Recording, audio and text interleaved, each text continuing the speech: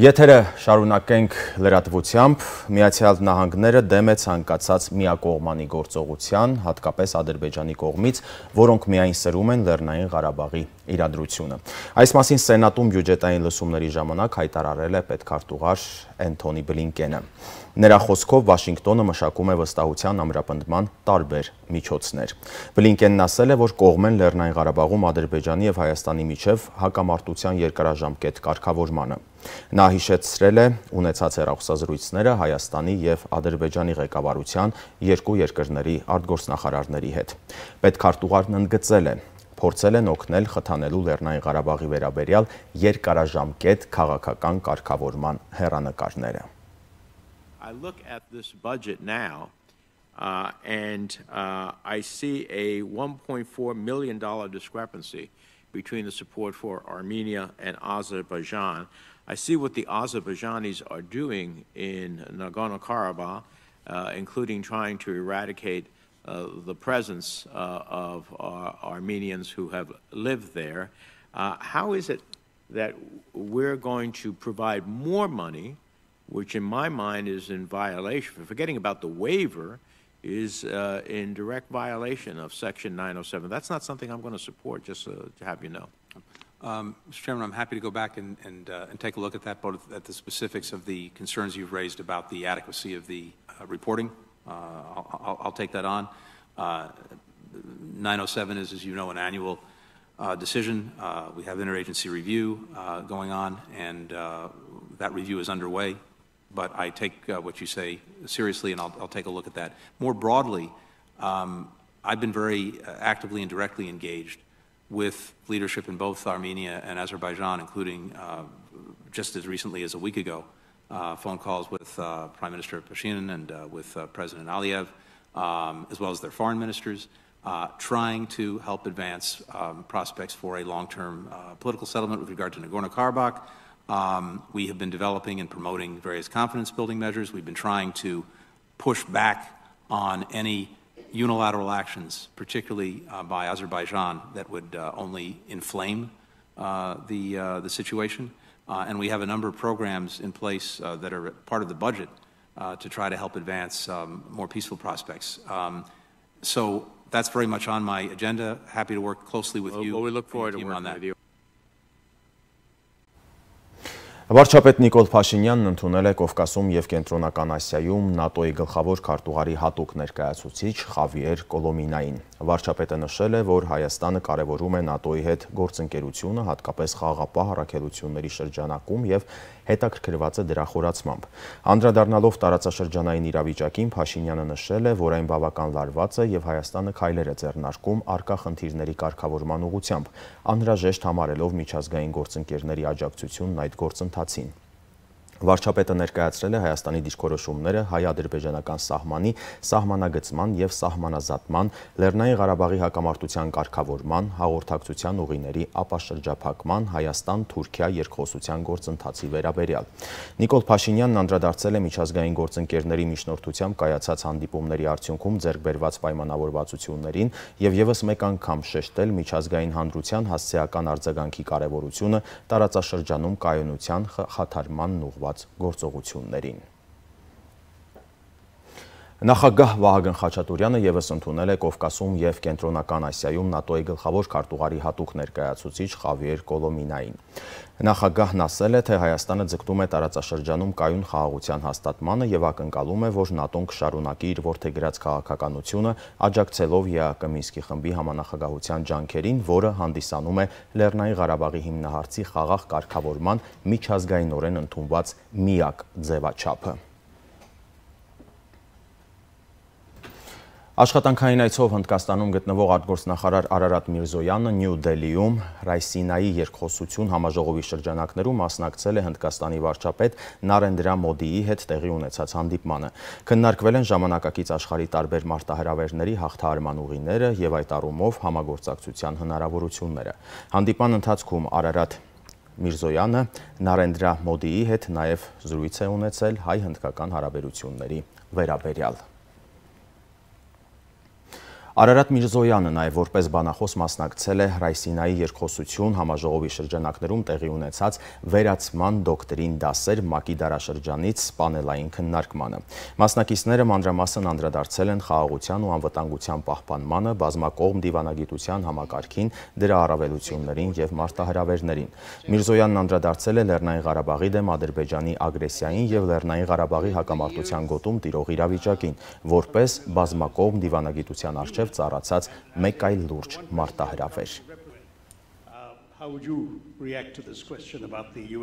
Here, as the Foreign Affairs Minister of Republic of Armenia and an ordinary Armenian, I would recall the audience about the war which took place 2 years ago in Nagorno-Karabakh, in our region. And can you please say, can you raise hands, how many of you knew about it, how many of you spoke about it, and how many of you demanded from the United Nations to act to prevent new ethnic cleansing of Armenians against Armenians in Nagorno-Karabakh? Please raise your hands. I don't see any. Oh, you had 1 or 2 there. Yeah, the Armenian delegation. Thank you for the others. There's the answer. And now, please persuade me to speak about the other conflicts. Thank you very much. Thank you. And let me now, as jaldi Անվտանգության խորհրդի քարտուղար Արմեն Գրիգորյանը հանդիպել է Միացյալ Թագավորության ազգային անվտանգության խորհրդի քարտուղար Սթիվեն Լովգրովի հետ։ Գրիգորյանն իր զրուցակցին է ներկայացրել անվտանգային իրավիճակը Հարավային Կովկասում, ինչպես նաև Հայաստանի կողմից ձեռնարկվող քայլերը տարածաշրջանի անվտանգային մարտահրավերների հաղթահարման ուղղությամբ։ Զրուցակիցները քննարկել են Հայաստան-Միացյալ Թագավորություն երկկողմ հարաբերությունների օրակարգային մի շարք հարցեր։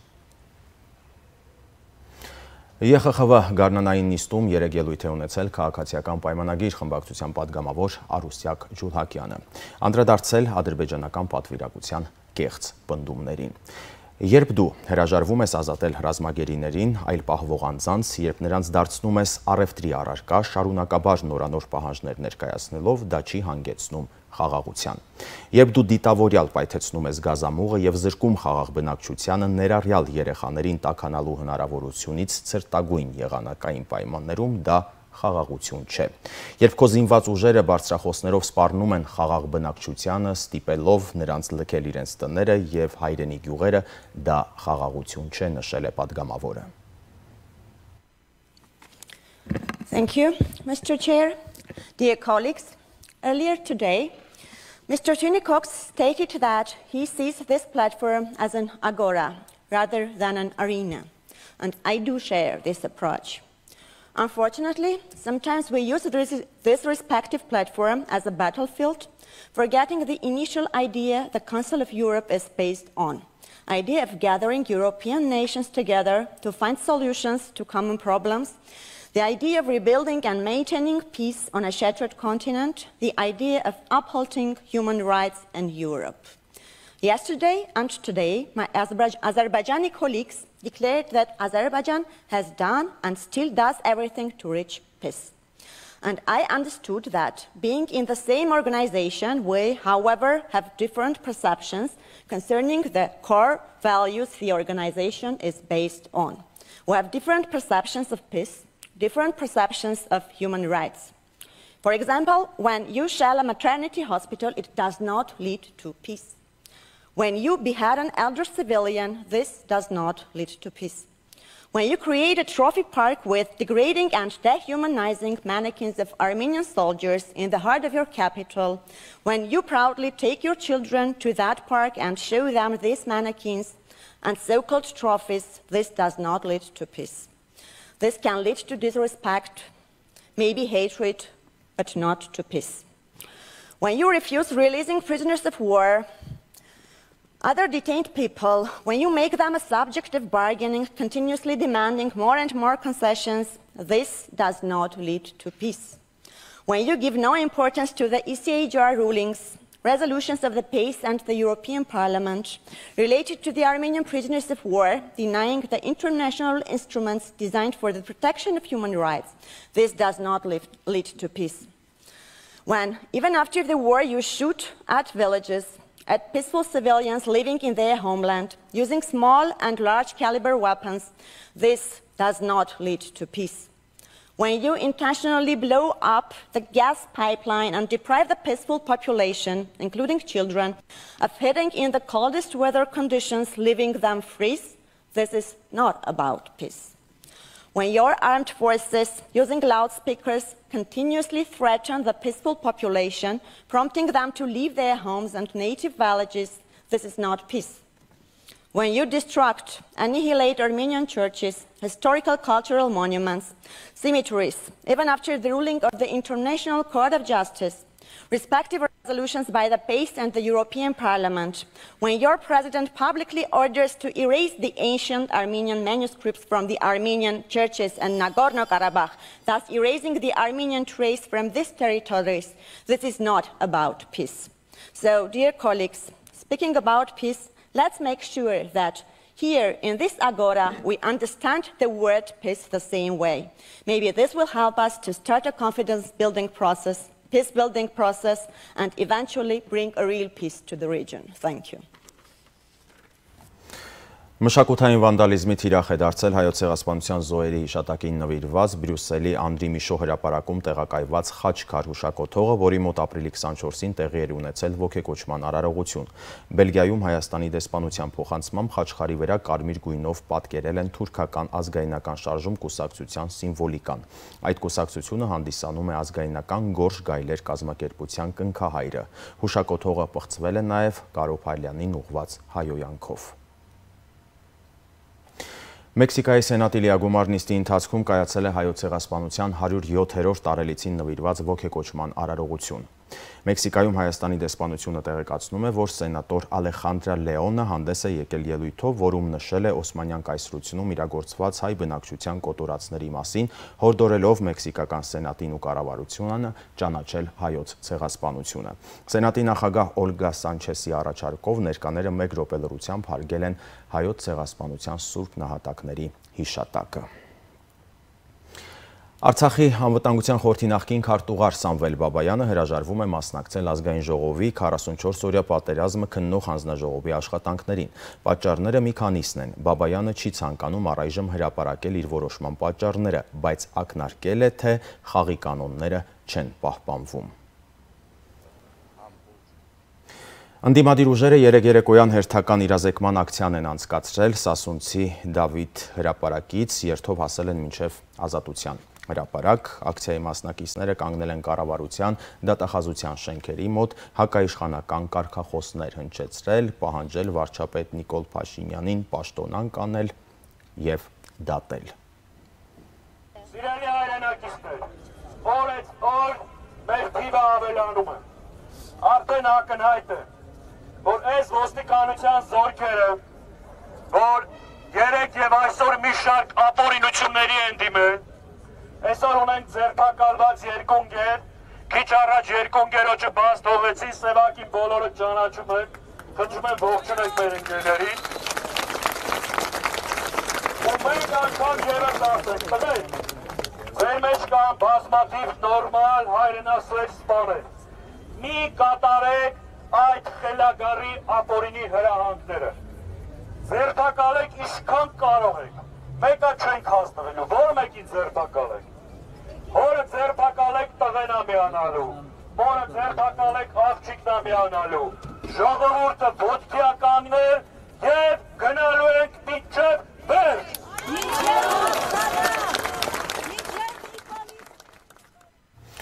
Իրազեկ քաղաքացիների միավորումը հրապարակել է դիմադրություն շարժման իրազեկող երթի մասնակիցների իր հաշվարկը։ Պարզվել է, որ երեկոյան Սասունցի Դավիթ կայարանից Տիգրան Մեծի պողոտահատվածում, որտեղով անցնում էր երթը, գտնվել է շուրջ 1200 մարդ։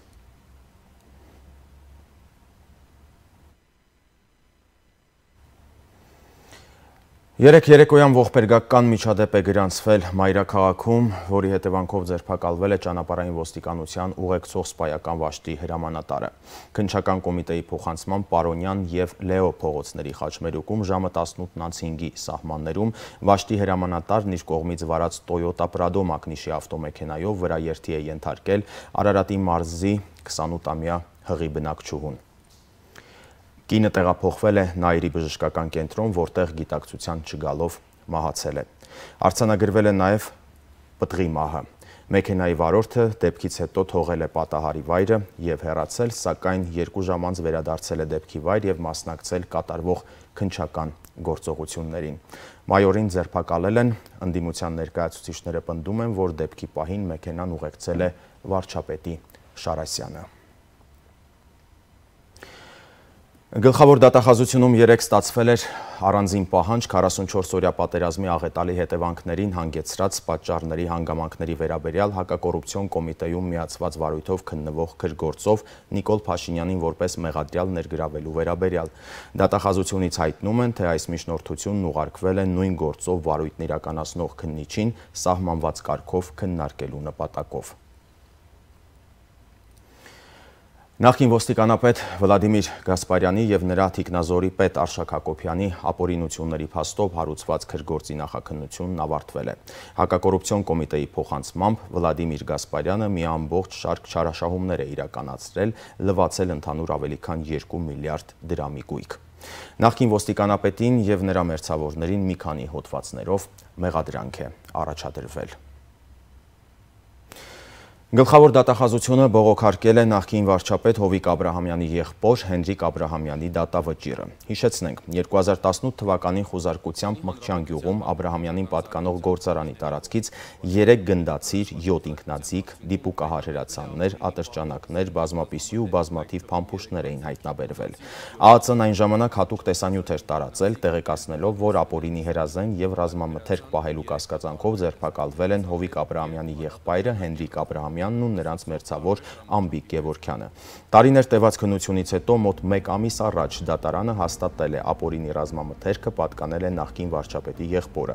Հենրիկ Աբրահամյանն ու Ամբիկ Գևորգյանը դատապարտվել էին 2 տարվա ազատազրկմամբ, բայց դատարանի դահլիճից տուն գնացել։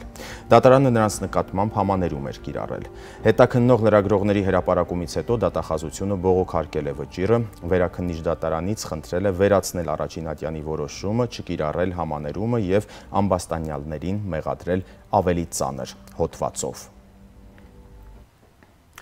Անդրադառնանք նաև միջազգային անցուդարձին։ Ռուսաստանի նախագահ Վլադիմիր Պուտինը Ուկրաինային մեղադրում է Ստամբուլում կայացած հաջող բանակցություններից հետո սադրանքների դիմելու մեջ։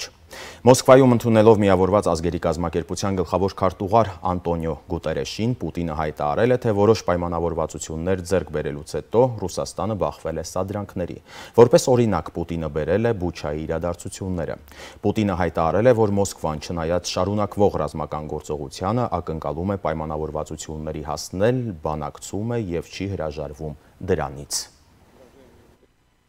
Сегодня я провел. Несмотря на то, что идет и военная операция, мы, тем не менее, все-таки рассчитываем на то, что нам удастся достичь договоренностей на дипломатическом треке. Мы ведем переговоры, не отказываемся от них. Более того, на переговорах в Стамбуле, а я знаю, что вы там только что были, я сегодня только разговаривал с президентом Эрдоганом, нам удалось добиться достаточно серьезного прорыва, потому что требования безопасности, международной безопасности Украины наши украинские коллеги не стали связывать с таким понятием, как международно признанные границы Украины, вынеся за скобки Крым, Севастополь и вновь признанные Россией республики Донбасса, с определенными оговорками. Но, к сожалению, после достижения этих договоренностей и после наших, на мой взгляд, достаточно ясно продемонстрированных намерений создать благоприятные условия для продолжения переговоров, мы столкнулись с провокацией в населенном пункте Буча, к которому российская армия не имеет никакого отношения. Мы знаем, кто это делал. Мы знаем, кто готовил эту провокацию, какими средствами, что за люди работали над этим. И позиция наших переговорщиков с Украины по дальнейшему урегулированию, она кардинально после этого изменилась. Они отошли от своих прежних намерений вынести за скобки вопросов гарантии безопасности вынести и на территории Крыма, Севастополя и республик Донбасса. Они просто от этого отказались. И в своем проекте соглашения на этот счет нам представленном просто указали в 2 статьях, что эти вопросы должны решаться на встрече глав государств. Но для нас понятно, что эти вопросы, если мы отнесем их на уровень глав государств, не решив их предварительно, хотя бы в рамках проекта соглашения, для нас ясно, что они никогда решены и не будут в этом случае подписываться под гарантиями безопасности, не решив вопрос территориального характера в отношении Крыма, Севастополя и Республики Донбасса, мы просто не можем. Այս պատերազմում խաղադրույքը շատ ավելին է, քան Ուկրաինան։ Այս մասին CNN-ին տված հարցազրույցում ասել է Միացյալ Նահանգների զինված ուժերի շտաբների պետերի Միացյալ կոմիտեի նախագահ գեներալ Մարկ Միլին։ Վտանգված է անվտանգությունը, Եվրոպայի անվտանգությունը երկրորդ համաշխարհային պատերազմի ավարտից հետո։ Վտանգված է համաշխարհային անվտանգության միջազգային կարգը, որը հաստատվել է 1945 թվականին, ասել է Միլին։ Պենտագոնի ներկայացուցիչ Ջոն Քիրբին էլ կարծում է, թե Ռուսաստանն արդեն ունի թուլացած բանակ և թուլացած պետություն է հարևան Ուկրաինայի դեմ պատերազմից հետո։ Մենք ցանկանում ենք, որ Ռուսաստանը հետագայում այլևս չկարողանա սպառնալ իր հարևաններին։ Երկրի տնտեսությունը քայքայված է, նրա ռազմական ուժերը շատ առումներով սպառվել են, ոչ ամբողջությամբ, բայց անկասկած զոհեր են ունեցել և կորուստներ են կրել Ուկրաինա ներխուժման ժամանակ, ասել է Քիրբին։ Եվրամիությունը և Ռուսաստանը պետք է վերակազմավորեն հարաբերությունները և համաձայնության գան անվտանգության երաշխիքների շուրջ, սակայն գործընթացը երկարատև ու բարդ կլինի։ Այդ մասին հայտարարել է Եվրամիության արտաքին գործերի և անվտանգության քաղաքականության հարցերով բարձր ներկայացուցիչ Ժոզեփ Բորելը։ Նրա խոսքով Եվրամիությունը, Միացյալ Նահանգներն ու ՆԱՏՕ-ն պատրաստ էին Ռուսաստանի հետ քննարկելու անվտանգության բոլոր հարցերը մինչև Ուկրաինայում հատուկ գործողության մեկնարկը, սակայն դա անհնար դարձավ ռազմական գործողությունները սկսվելուց հետո։ ՄԱԳԱՏԵ-ի ղեկավար Ռաֆայել Գրոսին հայտարարել է, որ ռուսական օկուպացիայից հետո Չեռնոբիլի ատոմակայանի տարածքում ճառագայթման մակարդակն աճել է և իրավիճակը համարվում է շատ վտանգավոր։ Գրոսին ատոմակայան է ժամանել 1986 թվականին կայանում տեղի ունեցած աղետի տարելիցի օրը։ Ռուսական զորքերը Չեռնոբիլի ատոմակայանի տարածքը գրավել էին փետրվարի 24-ին, ապա մարտի վերջին այնտեղից հեռացել։ Ուկրաինայի ատոմակայաններում Ռուսաստանի գործողությունները մարդկությանը սպառնում են նոր աղետով։ Այս մասին էլ նշել է Ուկրաինայի նախագահ Վլադիմիր Զելենսկին։ Նա նկատել է, որ 3 ռուսական զինուժը 3 հրթիռ է արձակել Զապորոժիեի, Խմելնիցկի և հարավ-ուկրաինական ատոմակայանների մերձակայքում։ Գլոբալ վերահսկողություն է պետք սահմանել ռուսական միջուկային տեխնոլոգիաների նկատմամբ, ասել է Ուկրաինայի նախագահ Զելենսկին։ Більшості росіян доведеться заплатити бідністю за агресивну політику керівництва їх держави. І кожного, я підкреслюю це, кожного воєнного злочинця і колаборанта ми встановимо, знайдемо і притягнемо обов'язково до відповідальності. Чим довше і жорстокіше буде ця війна, тим більше ресурсів буде витрачено не тільки нами, але й світом на встановлення справедливості і покарання всіх винних. Настане час, коли і Росії доведеться визнати, що мир потрібен. Відвідав сьогодні в лікарні Охмаддит Іллю Матвієнка та Кіру Обедінську. Кірі 12 років, а Іллі якраз сьогодні виповнилось 10 років. Вони жили в Маріуполі, поки не прийшла російська армія. Мама Іллі загинула під час бомбардування міста. Батько Кіри, відомий спортсмен, екс-капітан збірної України з водного пола, Євген Обедінський був убитий снайпером. Окупанти вивезли дітей з міста, фактично вкрали, і знадобилось дуже багато зусиль, щоб повернути їх. Я вдячний усім, хто долучився до цієї справи. Особливо вдячний Ірині Верещук та Андрію Єрмаку, які координували це завдання усій нашій команді. Дякую. Зараз Ілля з бабусею, Кіра з дідусем, єдиними рідними людьми, які у них залишилось. Допоможемо їм усім, чим потрібно, допоможемо підняти дітей. І ми обов'язково зробимо все, щоб повернути усіх наших українських діточок в Україну. Хай в Росії ніхто не сподівається, що Україна забуде чи пробачить викрадення наших дітей, депортацію наших громадян і знищення Маріуполю. Також подякував лікарям Ахмадіту за їхню працю, за те, що вони за будь-яких обставин рятують життя і стараються відновити у дітей відчуття миру. Дуже дякую вам, шановні наші лікарі. Ուկրաինական բանակը Ռուսաստանի հետ պատերազմում անցնում է ՆԱՏՕ-ի երկրների զենքին, հայտարարել է Ուկրաինայի արտգործնախարար Դմիտրի Կուլեբան։ Նա ասել է, որ պատժամիջոցների առումով Ռուսաստանը կբախվի էլ ավելի մեծ մեկուսացման, իսկ ուկրաինական բանակը կռվելու բանկ ունենա։ Պատերազմի մեկնարկից ի վեր Ուկրաինայում զոհվել է 217 երեխա, վիրավորվել 391-ը։ Նրանց մեծ մասը վիրավորվել է Դոնեցկի, Կիևի և Խարկովի մարզերում։ ՄԱԿ-ի մարդու իրավունքների գերագույն հանձնակատարի գրասենյակը հրապարակել է Ուկրաինայում ռազմական գործողությունների հետևանքով խաղաղ բնակչության շրջանում զոհերի թվի գնահատականը։ Համաձայն այդ հաշվարկի զոհվել է 2665 խաղաղ բնակիչ, որից 195-ը երեխաներ։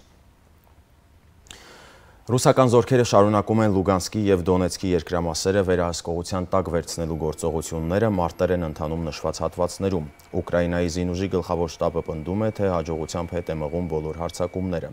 Ռուսական զինուժը նաև հարձակման փորձեր է ձեռնարկում Զապորոժիեի և Խերսոնի երկրամասերի ուղղությամբ։ 3 ռուսները հրթիռային հարված են հասցրել Օդեսայի երկրամասի կարևոր կամուրջներից մեկին։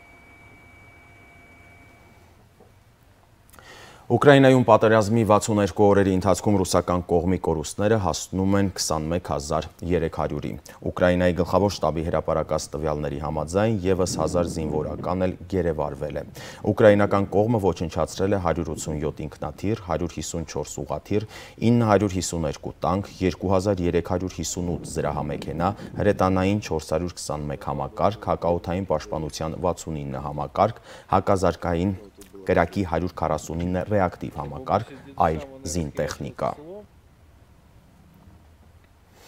Ռուսաստանը զրկվել է 2023 թվականին տափողակով հոկեյի աշխարհի առաջնությունն ընդունելու իրավունքից, հաղորդում է հոկեյի միջազգային ֆեդերացիայի մամուլի ծառայությունը։ Որոշումն ընդունվել է Ցյուրիխում տեղի ունեցած ֆեդերացիայի խորհրդի նիստում։ Առաջնությունը պետք է անցկացվեր 2023 թվականի մայիսին Սանկտ Պետերբուրգում։ Ռուսաստանն այսօրվանից դադարեցնում է գազի առաքումը Լեհաստան և Բուլղարիա։ Երկու երկրները չեն կատարել Ռուսաստանի պահանջները վճարումների նոր սխեմայի վերաբերյալ, այն է հրաժարվել են վճարումները կատարել ռուբլով։ Լեհաստանն ու Բուլղարիան առաջին երկրներն են, որոնց ռուսական գազի առաքումը դադարեցվում է։ Ռուսաստանի նախագահ Վլադիմիր Պուտինը պահանջել է, որ այն երկրները, որոնց Ռուսաստանը համարում է ոչ բարեկամական, համաձայնեն սխեմային, որը պահանջում է Գազպրոմ բանկում բացել հաշիվներ և վճարումներ կատարել ռուսական գազի ներկրման համար եվրոյով կամ դոլարով, որն այնուհետև կվերածվի ռուբլու։ Մինչև Իրաքի արտաքին գործերի նախարարությունը հայտարարել է, որ Թուրքիայի հետ համաձայնություն չկա հյուսիսային Իրաքում ռազմական գործողությունների վերաբերյալ և դա համարում է Իրաքի ինքնիշխանության ակնհայտ խախտում, թուրքական պաշտպանության նախարար Հուլուսի Աքարն այցելում է Իրաքի Դոհուկ նահանգի լեռներ քրդական աշխատավորական կուսակցության դեմ թուրքական ռազմական գործողությունը վերահսկելու համար։ Իրաքյան աղբյուրները հայտնում են, որ Թուրքիայի պաշտպանության նախարարը Իրաք է մտել առանց իրաքյան պաշտոնյաների հետ համաձայնության։ Հյուսիսային Կորեայի ղեկավար Կիմ Չեն Ընը հայտարարել է, որ շարունակելու են միջոցներ ձեռնարկել երկրի միջուկային ուժերը առավելագույն արագությամբ զարգացնելու համար։ Նա հայտարարել է, որ Փհենյանը հարձակման վտանգի դեպքում կարող է միջուկային զենք օգտագործել կանխարգելիչ նպատակով, միաժամանակ կոչ անելով ցանկացած պահի համար լիովին պատրաստ լինել։ Կիմ Չեն Ընը այս հայտարարություններով հանդես է եկել երեկ երեկոյան Փհենյանում անցկացված զինվորական շքերթի ժամանակ, որը նվիրված էր երկրի բանակի ստեղծման 90-ամյակին։